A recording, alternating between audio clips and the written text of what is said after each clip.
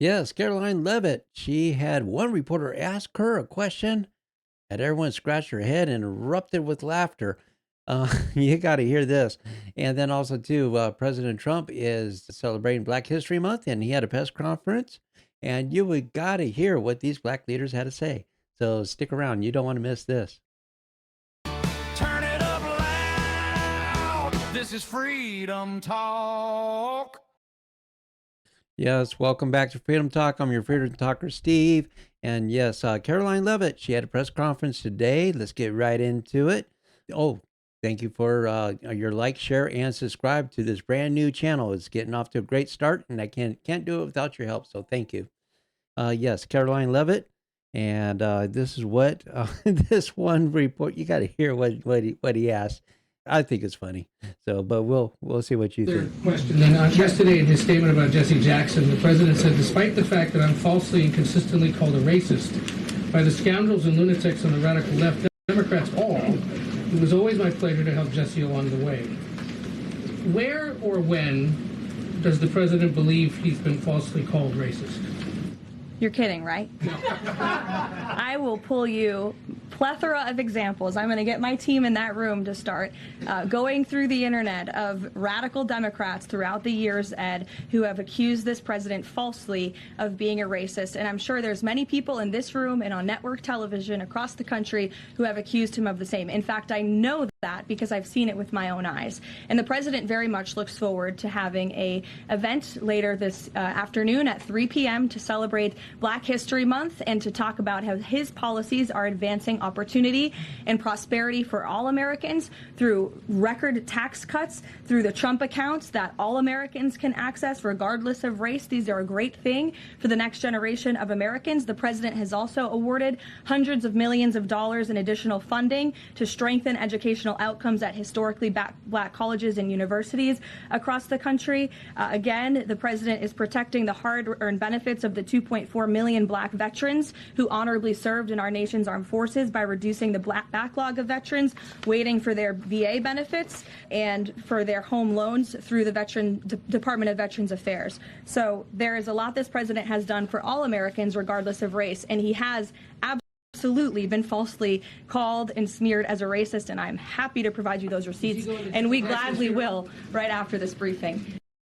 Yeah, you got to love Caroline Levitt. I tell you, once again, refuses to take the bait, and she just nukes the entire room with facts, and she said, and she brings the receipts. I tell you, and she speaks truth too.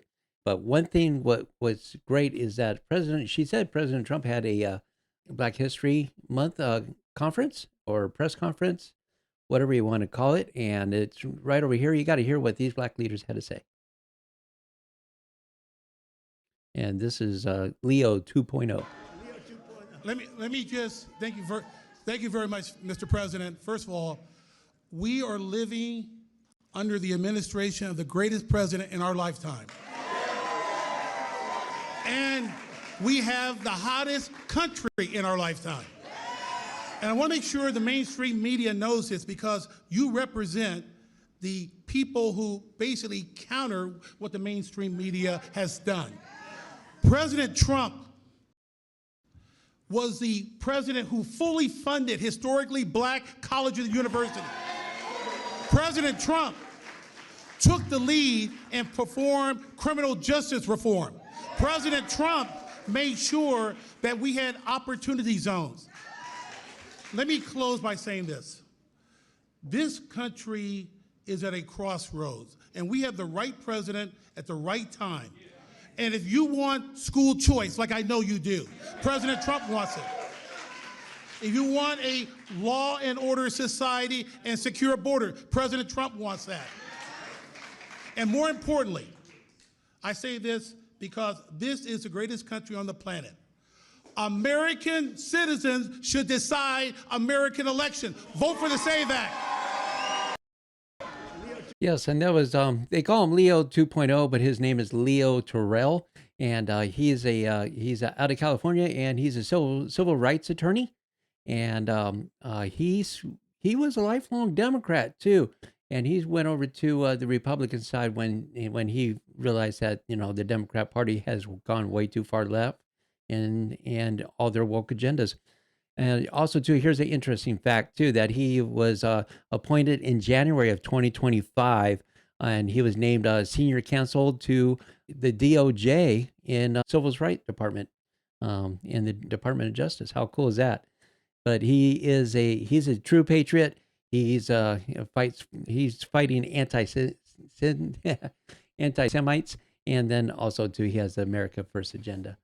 So God bless you, Leo, and we look forward to hearing from you in the future.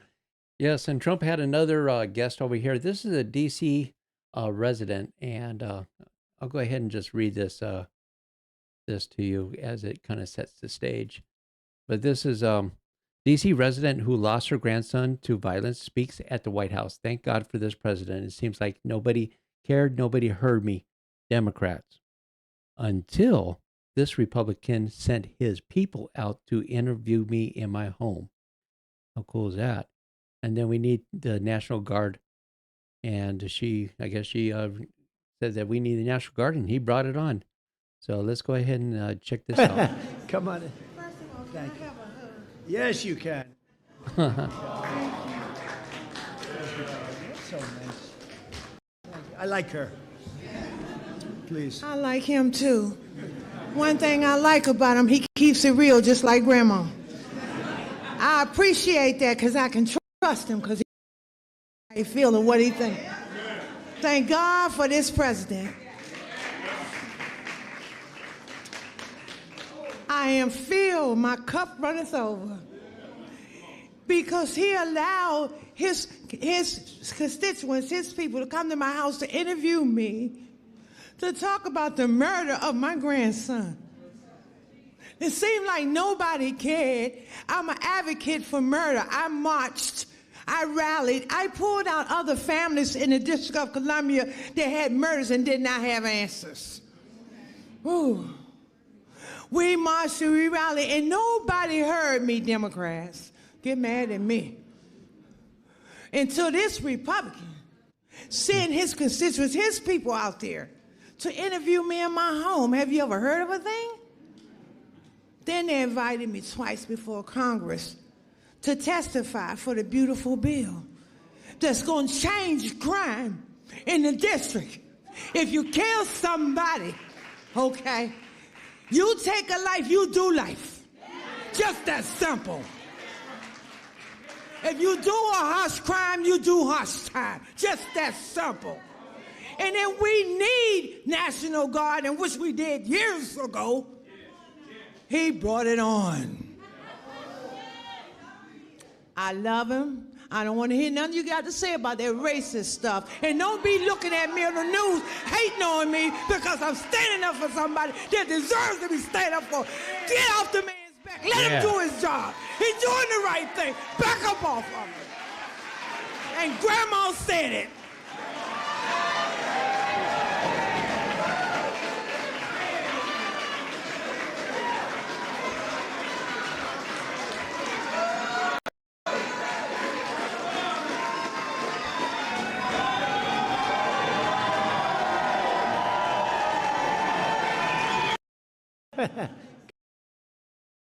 Yeah, it's so important to get the crowd's response in there. Yes, Trump brought the National Guard, cleaned up DC.